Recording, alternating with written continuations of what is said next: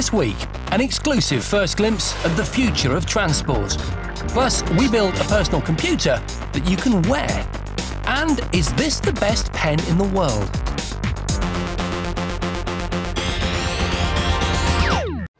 This week, we're looking at personal transport. In an ideal world, of course, we'd all be zooming around in jetpacks. However, they're too expensive, too dangerous, and can only fly for a measly 30 seconds. Thank goodness there's a load of other ridiculous ways of getting around then. But what's best? Well, we're testing the pick of the bunch before pitting them against each other in one big race.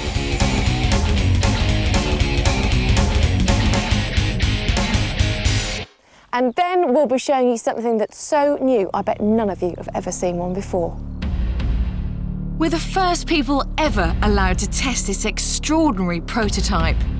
Believe me, you're really going to want one of these.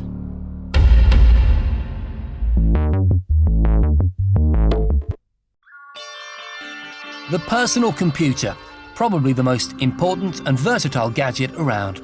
Email, internet, videos, unlimited plugins, it's got the lot. PCs have now become so integral to our lives that ideally you'd want one with you all the time. You know, to sort of wear. But it's not as daft as it sounds. Type wearable PC into a search engine and you'll find that folks have been working on the technology for quite some time. In fact, I've got 169,000 results there. It's just that most of those projects are still, as they say, at the development stage. Time then for attempt number 169,001. So, how to boil down this lot and put them into something wearable, something like my jacket. Well, this is one way you could do it.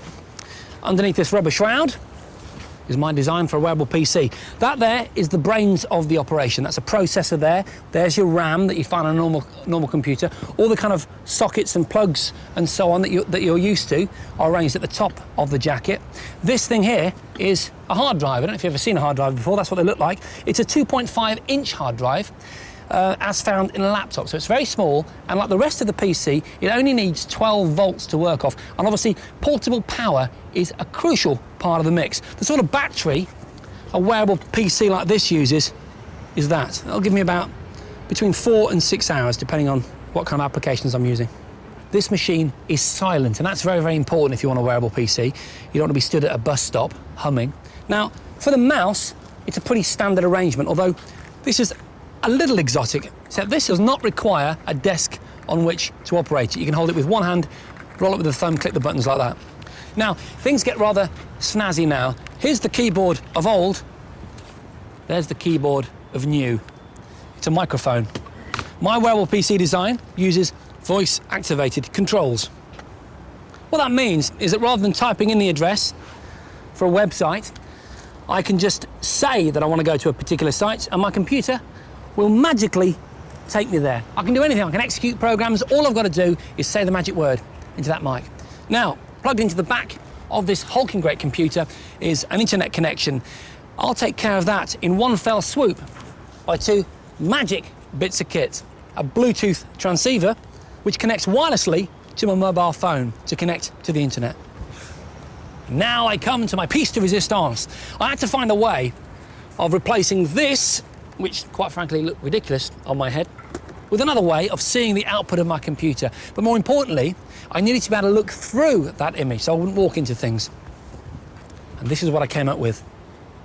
Check them out. A very cool pair of shades with a strange growth on the right-hand side.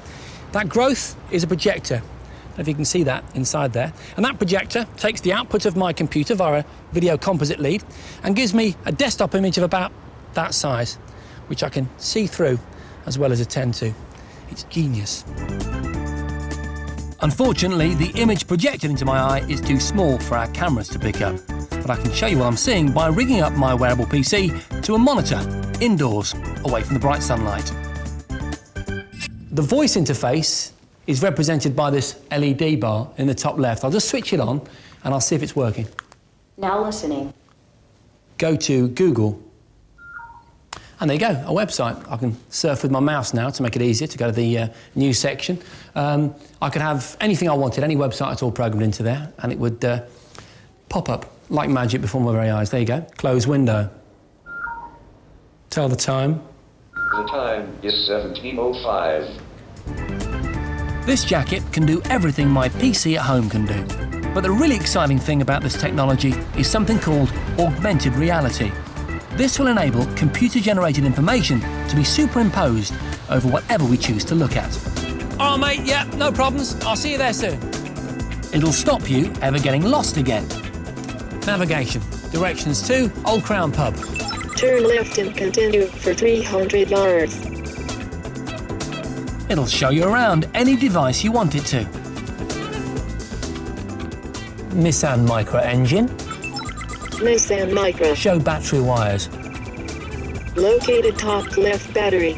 And it'll even help out in embarrassing social situations. Jason! Hi. Hi. Computer match face. Match found. Ewan Keel. Ewan! Yeah. Hey, how you doing? Warning. 2 children. Look, how are the kids? Oh, great, Yeah. everything's well, yeah. That is the future. But for now, though, I have to admit my design does need urgent refinements in one area. The voice recognition only works in relative silence, and that can get embarrassing. Guys, I'm sorry. Could you just keep it down? I'm trying to use some voice activation technology over here. Internet search, hemorrhoid cream. Got it. Cheers. Thanks.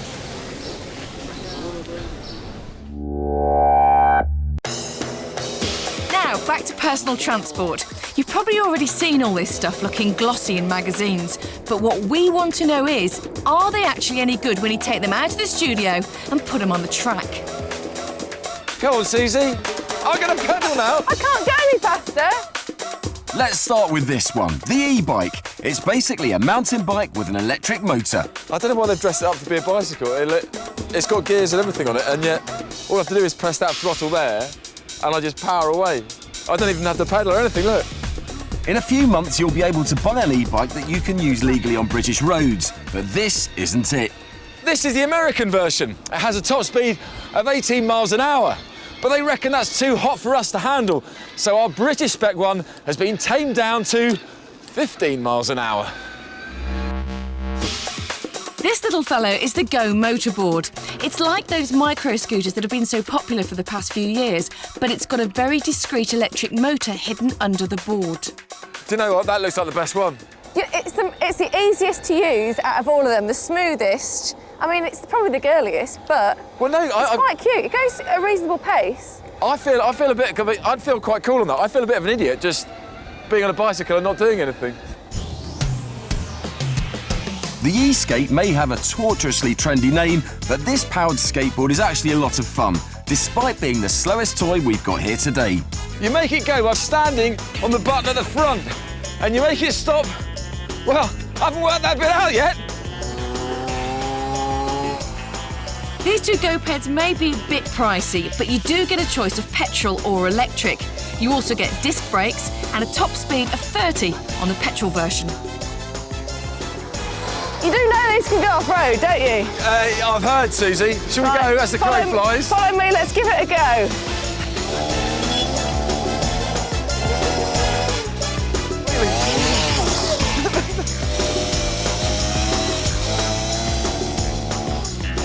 Oh, you know what? My battery's run out. See you later.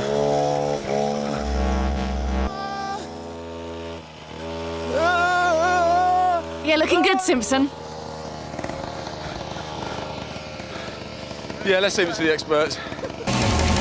The Wheelman is hardcore. It's nigh on impossible to ride, and even the expert who came to demonstrate it spent a lot of the day on the tarmac. It's been likened to riding a petrol-powered snowboard, which breaks your ankles every time you fall over. The throttle and brake are handheld, but it would make much more sense if they left both hands free to pray for your life. You'll be pleased to know we saved the most bizarre till last. The Segway and the airboard. Do you know, I feel like... What? It's like a Zimmer frame for the millennium. I don't feel very cool.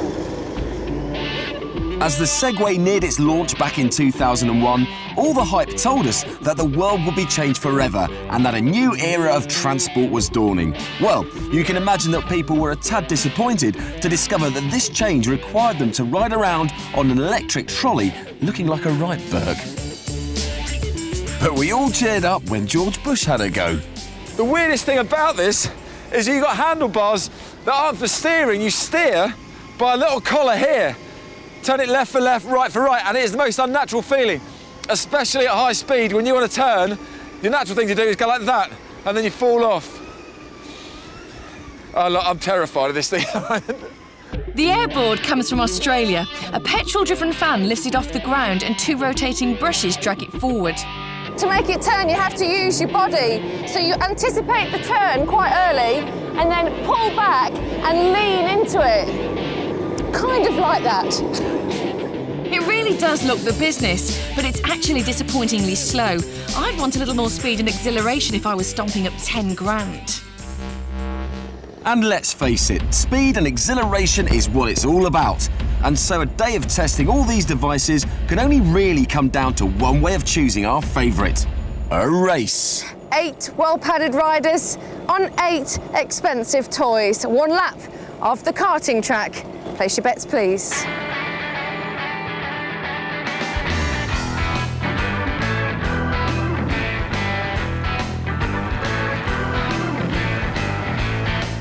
These gadgets are all great fun, but as day-to-day means of transport, they're useless. They're not quick enough for a start, and it's illegal to ride them on the roads, the pavements, indeed anywhere public. Just for the record, the petrol go-ped that I was riding came home first, but quite frankly, I think we need to look elsewhere for our ultimate personal transport. Join us later to find out exactly what it is.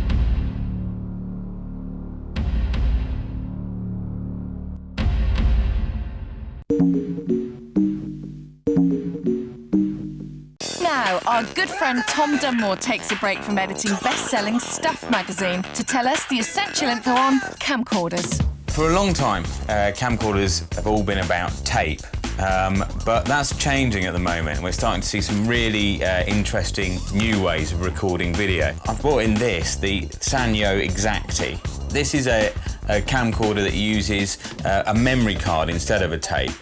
That's the size of the card compared to tape like that. There is a bit of a problem because this costs about £500 and yet it only comes with a 128 megabyte card. If you record on the lowest quality, you'll get almost half an hour out of it, fine, but if you want top quality, sort of DVD quality video, it will only record about 4 minutes on that card, which is really just not enough, and you'll need to go out and buy a bigger card. The biggest one you can get is a gigabyte. That will record about half an hour of high quality video, but it's going to cost another £400. So it's still in its early stages, but it's a sign of what's to come. But in terms of the best of what's out there at the moment, I've actually chosen 2 old school mini DV camcorders because basically they've been perfected now. They pretty much do everything that you could want them to do. My first one is this one from JVC. What I like about it is the fact that it only costs about £500, and unlike most, it's got this huge screen as well. If you compare that to the size of this Sanyo, which is a lot smaller device, but you'll see it's going to be a lot easier to frame. Next up is Sony's camcorder. Now, this is slightly smaller, but essentially pretty similar to the JVC. It costs about £750. But for that, you get a much more sophisticated lens. This is a Carl Zeiss lens. It also, one of the things I really like about it, has a touchscreen display. So this screen, although smaller than the JVC's, you actually access the controls through it, which makes the camera really simple to use. This is one of a new range of DVD camcorders. This is my favourite one from Hitachi. Now, it's not a lot more expensive than tape. Rather than having to connect it up to a computer to edit things, you can edit them on the disc. Once you've actually done some shots on this, you can access a thumbnail of each of the different shots you've done and rearrange the order that they're in. And then the discs that it uses, which obviously, as you can probably tell from the size of this, aren't full-size DVDs. They're sort of a bit more like mini discs. But that will store about half an hour of movies, and it will play back in a lot of home DVD players, but not all of them. This has a little caddy around it, which is a real pain to get off, but when you do, you'll see it's just a miniature DVD.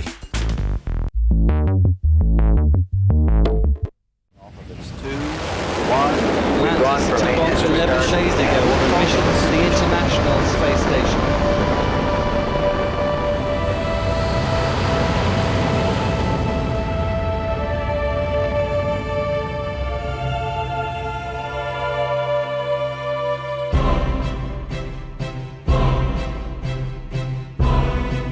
Dear Mr. Fisher, on behalf of my crew, I want to thank you. Astronauts have used Fisher pens on every space shuttle mission. They've been excellent, reliable tools. Sincerely, David M. Walker, NASA astronaut.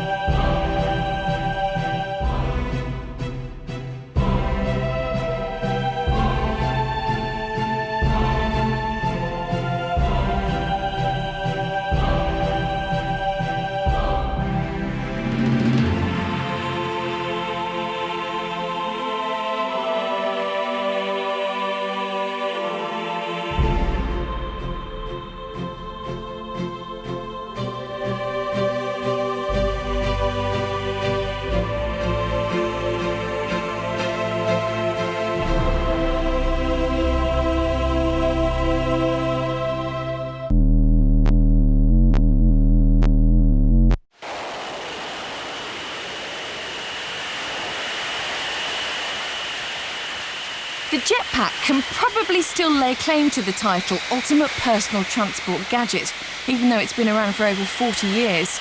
But if you prefer to get your kicks a little closer to the ground, then you may wish to try a hover bike. What? You don't know what a hover bike is? That's a hover bike.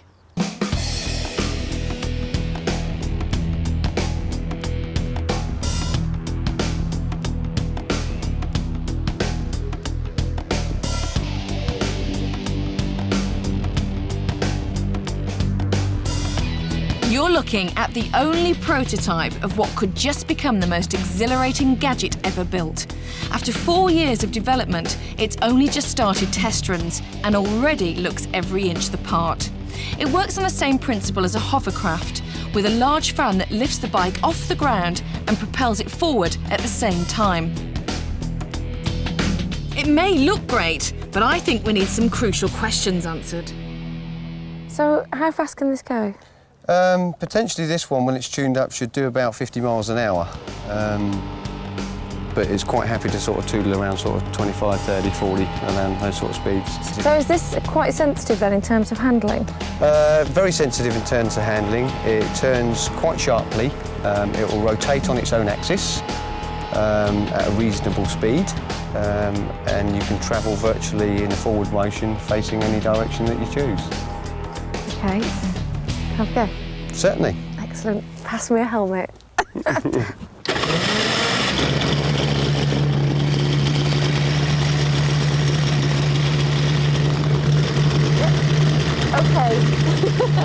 Now, I've ridden a fair few motorbikes in my time, but I don't normally try standing up on them, so this should be interesting. Pretty tricky to go in a straight line, I have to say. But, apart from the noise, it's quite balletic, really.